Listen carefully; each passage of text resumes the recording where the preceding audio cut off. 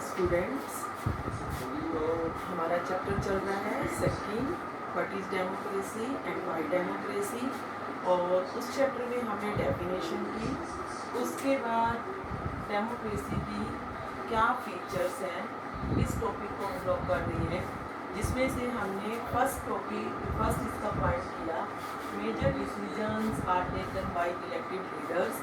कि major decisions जो हैं इलेक्टेड लीडर्स के द्वारा लिए जाते हैं डेमोक्रेसी के अंदर, लेकिन वो भी इलेक्टेड लीडर्स ही सारे के सारे डिसीजन लें, तभी हम लोग कहेंगे कि इस कंट्री के अंदर डेमोक्रेसी है।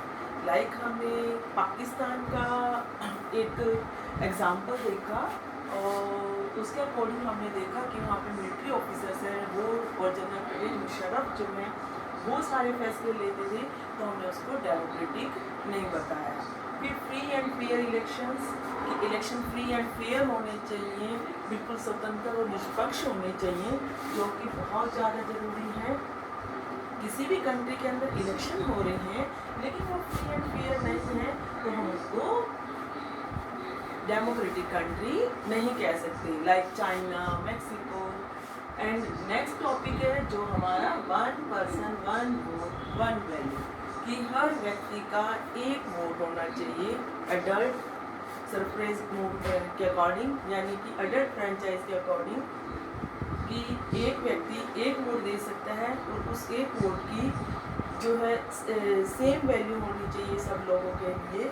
तो यहाँ पर हम लोग कई कंट्रीज की एग्जांपल देखते हैं, लाइक एस्टोनिया के अंदर एंड फिजी के अंदर, सऊदी अरब के अंदर। यहाँ पर क्या है, यहाँ पर फिजियन जो लोग हैं, वहाँ के मूल लोग हैं, उनके लिए तो वोट की वैल्यू ज़्यादा है, बट इंडियन जो पीपल वहाँ रह रहे हैं उनकी वोट की वैल्यू कम है। लाइक ऐसे ही सऊदी अरब के अंदर क्या है, लेडीज़ को वोट डालने का राइट नहीं है। तो नेक्स्ट क्या है, इसी के लिए हम कहते हैं ये बहुत ही इम्पोर्टेंट टॉपिक है, one person one vote one value. तो इसी के साथ साथ जो है इंडिया के अगर अंदर देखें तो ये इंडिया के अंदर one person one vote one value है। आप सबको पता होगा कि कैसे करके इंडिया के अंदर जो है, चाहे प्रधानमंत्री है, चाहे प्रेसिडेंट है, चाहे काम करने वाला स्वीपर ही क्यों ना है, जब इलेक्शन होते हैं तो सभी लोग जो है वोट डालने जाते हैं, सभी को एक ही वोट डालने का राइट होता है और उस एक वोट की जो है सेम वैल्यू होती है।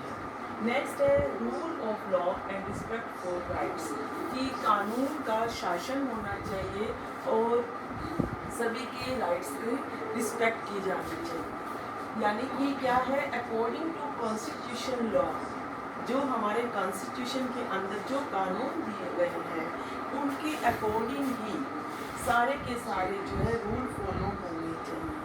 अगर हम देखें अपनी कंट्री के अंदर, इंडिया के अंदर, तो इंडिया के अंदर ऐसा ही है, हमारे कॉन्स्टिट्यूशन के अंदर जो रूल्स रेगुलेशंस दिए गए हैं उनके अकॉर्डिंग ही सारे काम होते हैं।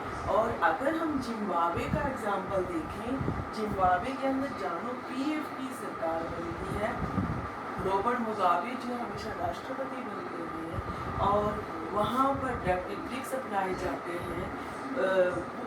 जो मीडिया है वहाँ पे बिल्कुल भी आज़ाद नहीं है।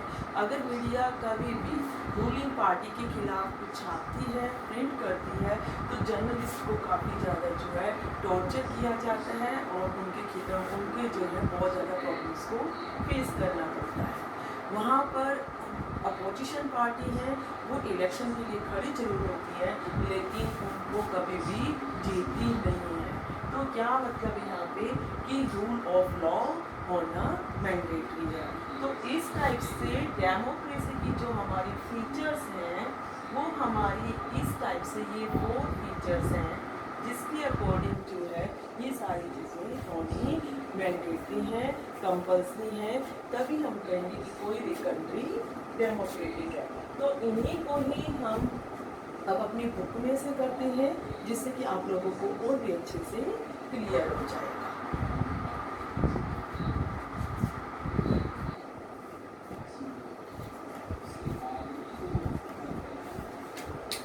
तो हमारा हमारा टॉपिक है one person one vote one value कि यानी कि सभी लोगों के लिए एक ही वोट डालने का राइट होना चाहिए और हर व्यक्ति के वोट की एक वैल्यू होनी चाहिए। एक व्यक्ति एक ही वोट डाल सकता है और ये प्रिंसिपल जो है ऑलमोस्ट सभी कंट्रीज़ के द्वारा जो है अब संसार के सभी कंट्रीज़ के द्वारा इनको माना गया है। लेकिन आज भी कई कंट्री ऐसी हैं जहाँ पर ऐसा अभी भी नहीं है। लाइक सऊदी अरब में वुमेन को वोट देने का राइट नहीं है। एस्टोनिया ने अपने यहाँ पर कुछ इस टाइप से सिटीजनशिप के लिए जो रूल्स बना रखे हैं कि वहाँ पे जो रशियन माइनॉरिटी के पीपल हैं उन लोगों के वोट की वैल्यू कम है और ऐसे ही करके जो है या फिर उनको वोट देने के लिए काफ़ी प्रॉब्लम्स को फेस करना पड़ता है। ऐसे ही पीजी के अंदर जो है वहाँ की इलेक्ट्रोल सिस्टम जो है वो इस टाइप से है कि वहाँ पर जो फिजियन इंडिजिनियस हैं उनकी वैल्यू तो ज़्यादा है और इंडियन जो पीपल है उनकी वैल्यू कम है। तो हम लोग इसको इन सभी चीज़ों के लिए आप हम कह सकते हैं कि डेमोक्रेसी के अंदर each adult citizen must have one vote and each vote must have one value, यानी कि प्रत्येक व्यक्ति को एक वोट देने का राइट होना चाहिए और हर व्यक्ति के वोट का सेम मूल्य होना चाहिए, जिसको हम नेक्स्ट चैप्टर के अंदर बहुत एक्सप्लेन करके जो है जानेंगे। नेक्स्ट है rule of law and respect for right, कानून का राज और अधिकारों का आदर। तो हम जिम्बाब्वे का एग्जाम्पल देते हैं। जिम्बाब्वे जो है 1980 में वाइट पीपल से जो वहाँ पे वाइट पीपल का शासन था उससे आज़ाद हुआ था। जिम्बाब्वे अपनी कंट्री है, वहाँ पर जानु पीएफ जो पार्टी है उसी का शासन है और उसके लीडर जो रॉबर्ट मुगाबे जो हैं वो पूरी कंट्री के अंदर जो है तब से आज़ादी के बाद ही शासन कर रही हैं।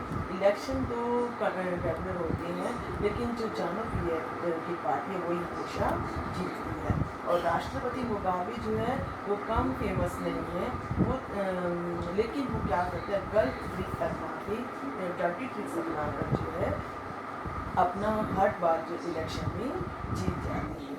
और फ्रीडम के बाद जब वहाँ की सरकार ने गवर्नमेंट ने कई बार वहाँ की कॉन्स्टिट्यूशन के अंदर चेंज किए और प्रेसिडेंट ने अपने अधिकारों को काफ़ी एक्सटेंड कर लिया और इसके लिए जो अपोजिशन पार्टी के जो एक्टिविस्ट हैं वो काफ़ी परेशान होते हैं, उनको परेशान किया जाता है और उनकी सभाओं के अंदर जब भी वो अपनी मीटिंग्स करते हैं तो वहाँ पे प्रॉब्लम्स क्रिएट की जाती हैं और कई प्रकार के जो मूवमेंट्स वहाँ चलाए जाते हैं सरकार के खिलाफ तो उनको भी क्या किया जाता है, उनको भी इलीगल घोषित किया जाता है। एक वहाँ पे ऐसा लॉ बना हुआ है कि कोई भी प्रेसिडेंट की आलोचना नहीं कर सकता और टेलीविज़न रेडियो पर भी गवर्नमेंट का ही कंट्रोल है। वो केवल गवर्नमेंट के ही विचारों को एक्सप्लेन करते हैं, विचारों को शो करते हैं। ऐसे कहने पर तो वहाँ का न्यूज़ पेपर स्वतंत्र है लेकिन वहाँ पर कोई भी गवर्नमेंट के खिलाफ कोई किसी प्रकार की जो आलोचना नहीं कर सकती और गवर्नमेंट ने कुछ ऐसी अपनी तरफ से जो है कोर्ट्स बना रखी हैं जहाँ पर जो है कोई भी दूसरों के खिलाफ किसी भी प्रकार का उनके खिलाफ कार्रवाई नहीं कर सकते हैं और इसके लिए जो वहाँ के जज होते हैं उनके ऊपर भी प्रेशराइज किया जाता है, उनके ऊपर भी दबाव डाला जाता है। तो हम एग्जाम्पल जिम्बाब्वे के एग्जाम्पल से देखते हैं कि वहाँ पर रूलिंग पार्टी जो है वो अपनी मनमर्जी कर रही है। वहाँ पर कहने में तो है कि इलेक्शन हो रही है लेकिन वाकई में वहाँ पे जो है कोई भी ऐसा नहीं है। पॉपुलर गवर्नमेंट जो है वो अनडेमोक्रेटिक है और लोकप्रिय जो नेता हैं लीडर्स हैं वो अनडेमोक्रेटिक हो सकती हैं और जो फेमस लीडर्स हैं वो क्या हैं, वो पूरी तरह से तो नहीं लेकिन काफ़ी हद तक जो है वो तानाशाही हो सकती हैं, डिक्टेटरशिप को अपना सकते हैं। तो ऐसे करके हम क्या कह सकते हैं यहाँ पर कि कुछ नागरिकों को कुछ राइट्स मिले होने चाहिए और उसके बारे में खुद से अच्छे से सोच सकें, अपनी मनमर्जी से चला सकें, उनको पूरी तरह से अपनी आज़ादी होनी चाहिए और उनको अपना जैसा भी वो चाहें वैसा वो कर सकें। These rights must be protected by an independent judiciary. और ये सारे के सारे राइट जो हैं एक इंडिपेंडेंट जुडिशरी के द्वारा ओबे किए जाने चाहिए और उनके ऊपर जुडिशरी जो है पूरी तरह से हेल्प करे उनके राइट्स को प्रोटेक्ट करने के लिए। और ये सभी चीज़ें हम लोग नेक्स्ट चैप्टर में और भी ज़्यादा अच्छे से रीड करेंगे। और there are some condition that apply to the POP government done after the election. A democratic government cannot do whatever it likes because it has won an election. It has to respect some basic rules and in particular it has to respect some guarantees to the minorities. और इसके साथ साथ जो क्या है कि सभी के लिए सेम होना चाहिए, जो माइनॉरिटी नहीं है उनके लिए कुछ गारंटीज दी जानी चाहिए ताकि उनके अधिकारों को आदर हो, उनकी रिस्पेक्ट हो। और जैसा कि इंडिया के अंदर ऐसा है, आप सबको पता है ST SC के लिए जो है कुछ सीटें भी हमारी कॉन्स्टिट्यूशन के अकॉर्डिंग जो है रिजर्व है, जिसके अकॉर्डिंग जो है वो उनको पूरी तरह से जो है इंडिया के अंदर सिक्योरिटी मिली है। Every officer bearer has certain rights and responsibilities assigned by the Constitution and the law.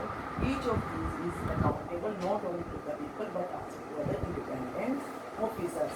तो ऐसे करके क्या है कि हमारे यहाँ पर जो भी हमारे कॉन्स्टिट्यूशन के अंदर रूल्स रेगुलेशन दिए गए हैं उसके बारे में काफ़ी हद तक जो है इम्प्लीमेंट भी किया जाता है, लेकिन कई कंट्रीज़ के अंदर ऐसा नहीं होता। तो डेमोक्रेटिक कंट्री के लिए क्या होना चाहिए? Democratic government rules within limits set bye constitution law and citizens right. Democratic country के अंदर सारे के सारे जो रूल्स हैं वो किसके द्वारा, कॉन्स्टिट्यूशन के अंदर जो हमारे लॉ दिए गए हैं, कानून बनाए गए हैं, उनके अंदर ये सारी चीज़ें होनी चाहिए। तो ऐसे ही करके जो हमारा इसकी समरी आ जाती है फीचर्स ऑफ डेमोक्रेसी की, तो उसके अकॉर्डिंग हम कह सकते हैं कि जो रूलर्स हैं वो इलेक्टेड होने चाहिए, फ्री और फेयर इलेक्शन होने चाहिए, 1 person 1 vote 1 वैल्यू होनी चाहिए और कानून का रूल ऑफ लॉ होना चाहिए। कॉन्स्टिट्यूशन के अंदर जो रूल्स दिए गए हैं उन्हीं लिमिट्स में रहकर ही कोई भी रूल अगर काम करेंगे तो हमारी तो उस तभी जाके वो कंट्री जो है डेमोक्रेटिक मानी जाएगी। तो इस टाइप से आपके चारों पॉइंट्स बहुत अच्छे से क्लियर हो सकते हैं।